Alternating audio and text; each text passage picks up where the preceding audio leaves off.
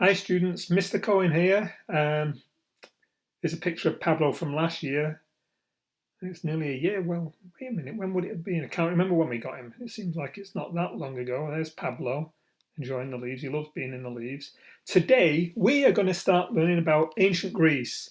So let me just tell you that it's very important for you. If you've not done your timeline project, now is the time to be working on it, getting it finished to me. And you need to share that with me. You need to discuss that with your groups. You can discuss that in the discussions or with the email addresses that you should have saved in the discussion postings. Um, Many students have already finished that and handed it in to me or shared it with me. The other thing is this: if you do late work, and it's from maybe more than a week ago, you need to let me know you've finished it, because I have 137 students and it would take me forever going through all those late assignments. So you need to let me know if you've done that late work, and then I can consider entering a grade for it. Okay, so just let me know. Okay, you have to be very clear with that, letting me know you have completed it if it's late work that's still available to be completed. Anyway, today let's start learning about ancient Greece. Great culture, great. It's a great unit. Let's learn about the Greeks. And let me just open up here. Okay, so we're going to go. Let's go to Greece. So there's Delaware. There's Blue Limestone Park. Let's see. Let's go to Athens, Greece. This is the capital of Greece, Athens. I should have put a capital A there. There's Athens, the name of the capital city of Greece. Okay, now look at these buildings. These are ancient buildings, a couple of thousand years old. However, this building, I'm not talking about those more modern buildings around that small mountain in Athens, but these buildings, you see buildings today in the United States and all over the world that are copied off this style of building. The ancient Greeks were great architects or builders and designers of amazing buildings. Okay, here's another view. This is called the Parthenon, and here's the title up above, the Parthenon. And it's built on a hill, and they call this area the Acropolis. Acro meaning high in Greek, and polis meaning city. So somebody who's afraid of heights, we'd say, has got acrophobia. Phobia is also a Greek word. Comes from the Greek fear of heights. So Acropolis is the hill or high city that it's built on. The Parthenon is built on. This is a temple that was built by the ancient Greeks. This, I believe, is an area of Greece, of Athens, called Syntagma Square. Their churches are not Catholic churches or Protestant churches. Their churches are what we call Greek Orthodox. And I was in Greece many times, and I worked there, and I remember staying in youth hostels in this area. This is near Syntagma Square. It's near there. And another view of another Greek Orthodox church. Here we see some of the amazing sculptures of the ancient Greeks. And this one, I believe, was a javelin thrower, and so that relates to the Olympic Games. The Olympics also started in Greece. Theatre started in Greece. This is a theatre of Dionysus. Dionysus was the god of theatre and of pleasure, wine and pleasure. And here we see these open-air theatres that the ancient Greeks built. This one's been preserved and also kind of rebuilt in sections. So you see that the Greeks have given us so much style of buildings. This is like a little village on the east side of the Acropolis, on the east side of that high city, what they call the Acropolis.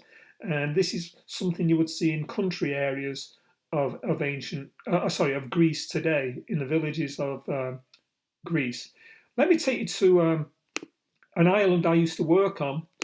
I worked on several different islands. This we're going to go to. We'll go to Naxos. That's one of the Cyclades Islands. And look how blue this water is. The water, the seas surrounding Greece really do look this blue. It's beautiful. This is the remains of an ancient Greek temple as well, the gateway to a temple, I believe. And This is the island of Naxos, and Naxos is in a group of islands called the Cyclades Islands. Greece has many islands, I forget how many, several thousand, I believe. Okay, a lot of Northern Europeans go to Greece because of the warm weather. It's mild in the winter, a bit like Southern California, kind of mild in the winter on some of the islands and some areas. In the mountains, it can get cold though, and sometimes snowy. And I used to go camping in this area and get work here. Sometimes I worked with people doing construction or painting on that island. Notice the landscape. Doesn't look very lush. Scatterings of green there, but notice the landscape as we go through this. Let's go to another island. The largest Greek island is Crete. So Crete, let's zoom out a bit. Let's look at all these islands, these Greek islands.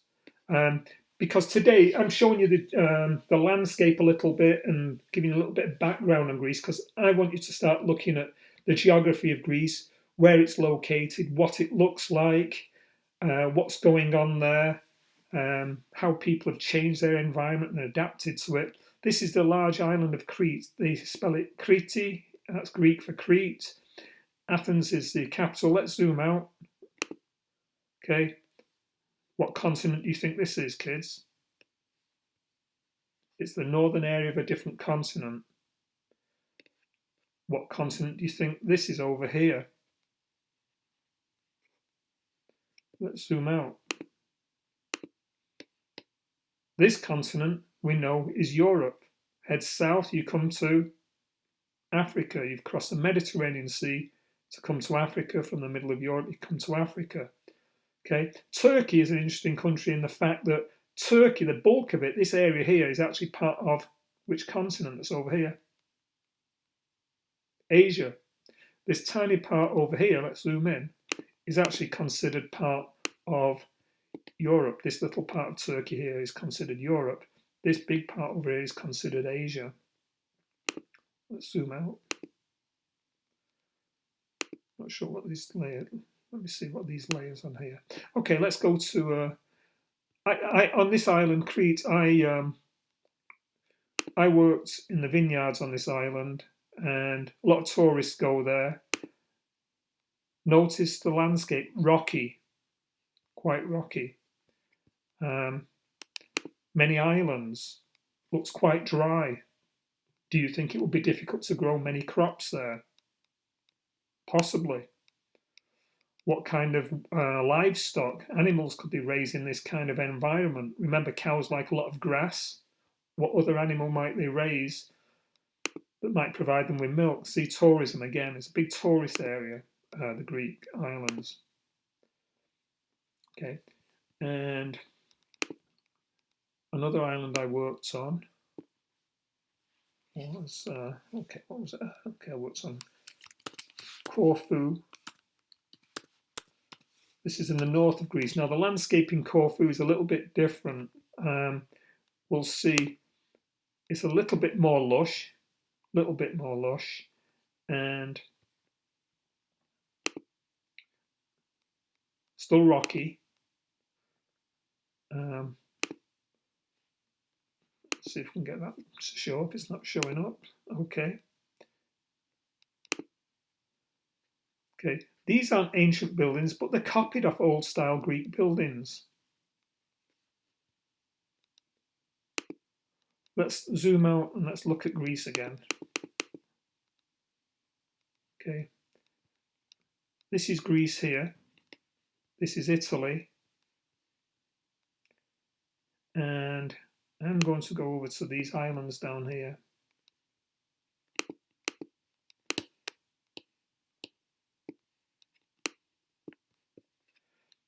And we're going to go into what they call the Cyclades Islands. And this is an island I worked on, Syros. Okay. And this is the Greek flag. It's dark blue with white stripes and a white cross in the corner. Now let's walk towards the harbour front, the waterfront, should I say. Oops, let's walk around. Actually, let's look at, that's the city of Amopoli. You can walk through here and you'll see people selling, well, there's a market here and they sell a lot of olives because olives can grow on those rocky hillsides. Look how beautiful it is, the water. The water really is this blue. And it would take you a few hours to get from Athens, the port of Piraeus, which is near Athens, to come all the way to Amopoli, this town on the coast of this island. I'll just get back here. This is Syros. There you see the big ferry boats.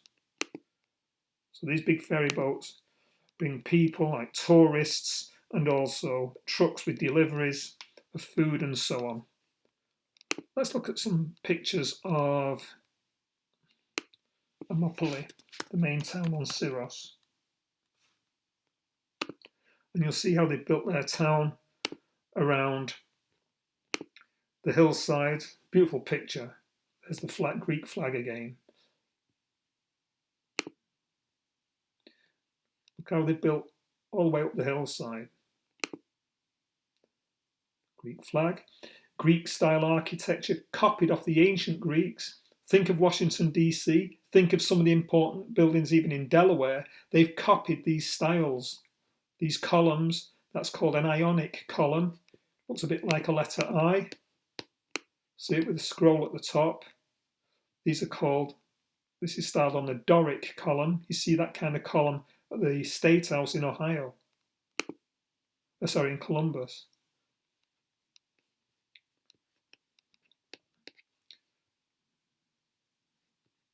Okay, let's see some more.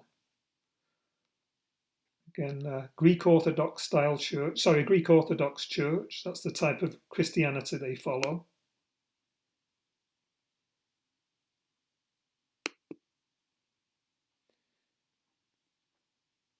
What's the harbour?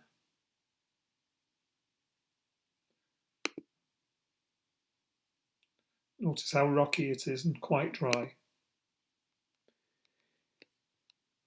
Now, one thing we're going to see that, well, obviously you can see there's a lot of water, a lot of seas around Greece, and the Greeks were great seafarers. They travelled a lot by sea. They traded by sea all around the Mediterranean Sea and further too. They also created myths and stories, what they call epics, great stories about their travels. And some of the mythology is based on journeys they had going across the Mediterranean Sea to lands that they didn't know, but some of them actually settled in other parts of the Mediterranean area and further as well. But what I want you to do, should I say, is I've got this Brit Museum site. I'm going to put the link in at the end of this video as well in the announcements. If you go into here Brit Museum, we'll open that, and you will see here there's several different topics to do with the ancient Greeks. What I'd like you to do is, at some point, you're going to you can browse any of these, but what I would like you to do is stick with the geography, because I'm going to give you a series of questions tomorrow with a reading, and I would like you to explore this geography section. And you'd read about the geography, and it also tells you in this reading about some of the stories. So if I click on here, story, you can read about Odysseus, and this story was created by a great storyteller called Homer, and it describes a heroic journey by Odysseus, and he's coming home from the Trojan War. Okay, so you would progress through the story, and as you progress through this, you can see there's notes on each side. It's going to tell you about Greece and its history and some of its folk tales, myths, and epic stories. And again, you can click on the notes here. And once you've finished the story, you can then go through here to look at these maps, and you can zoom in and zoom out. So let's see. It says these maps allow you to explore various aspects or views of Greece and the ancient Greek world. Now, there are several maps here, so you can select a different map. That's classical Greece, that's ancient Greece. This will show you the religious sites of their times. So cities, and we'll zoom in. So we'll click on zoom in. Delphi is an important religious city for the ancient Greeks. This is where they went to visit a woman who they believed could see the future and who was in contact with the gods. That was their ancient beliefs. Okay, Olympia, think of the Olympics. Like this is where many of the things that we follow today started, ancient Greece. You can drag this around as well. Ephesus, which is in modern day Turkey. I've been here. This is a neat place, and it's actually spelt in English. It's got a U rather than an O. That looks like an O. It's a U there. It should be a U. And let's zoom in. Ephesus is a neat place as well. And we'll take a look at those places over the next couple of weeks. So we'll select maps. Modern political maps. This shows you, let's zoom out. And you can see Greece is right next to Turkey. They've often had wars with each other, and there's even a little bit of conflict between them at the moment over drilling for oil or gas in this part of the Mediterranean Sea. Okay. Colonies. You're going to be reading about colonies tomorrow with the assignment I've prepared for you. Colonies are territories that have been taken over by a people from elsewhere. And so, for example, United States started off as colonies set up by the English, people who come from elsewhere, but it was Native American land. The Greeks did the same thing. They set up colonies all around the Mediterranean region and also the Black Sea, which is up here. So these little dots represent colonies. Again, we have a scale. You can zoom in. You can see the distances here in kilometers and in miles. Okay.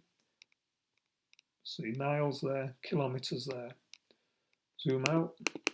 Here's Italy, shaped like a what? Okay. A hat? No, a boot, right? So you would go through this explore activity. You can click on the different colonies. It will show you where they are. Okay. And then after that, there is a challenge, and you can play this game. Now,